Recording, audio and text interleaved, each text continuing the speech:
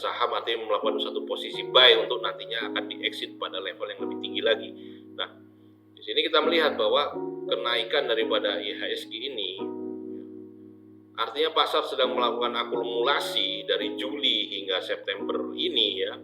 Ada suatu akumulasi tapi belum diambil untungnya ya, belum di profit taking ya, belum exit. Nah, kita sekarang sedang berada dalam periode exit ya. Kenapa? Setelah kita perhatikan ya, satu candle merah ini ya, ini adalah merupakan candle aksi ambil untung, maka muncul sideways. Nah, kecuali dia muncul candle merah ini langsung dia break ke bawah sini, nah itu lain cerita ya, lain cerita.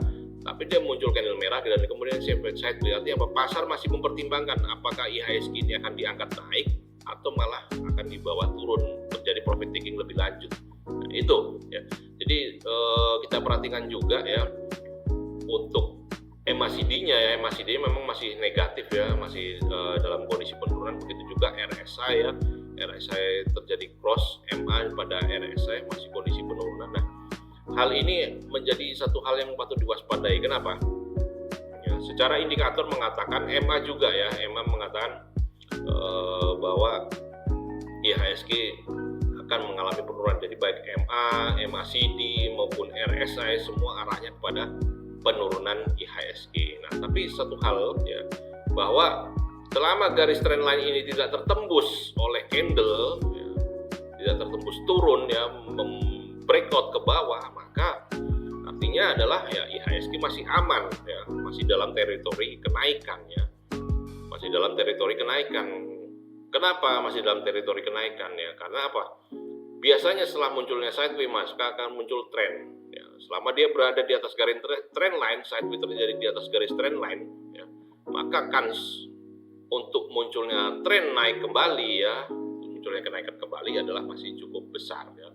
Dan yang kita harus waspadai ya, bahwa dengan posisi MA ya, MA yang turun, kemudian MACD turun dan RSI turun, bahwa saat candle ini membreak ya, membreakout ya, breakout down ya, turun, maka saatnya itu adalah Anda exit atau merealisasikan keuntungan yang Anda sudah dapatkan dari kenaikan yang sudah terjadi sejak bulan Juli kemarin. Itu yang harus kita waspadai dan harus kita fokuskan ya. Jadi jangan di-collect terus, terutama bagi Anda yang melakukan kegiatan day trading maupun swing trading. Tapi bagi Anda yang memegang saham-saham untuk jangka waktu yang panjang ya, tentu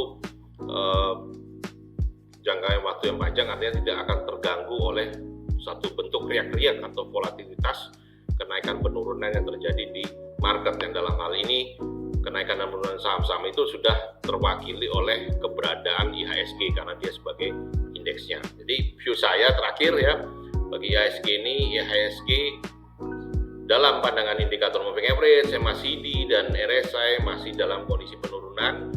Yang konfirmasi penurunan itu akan lebih jelas saat terjadinya breakout turun menembus garis trendline yang saya tunjuk di sini.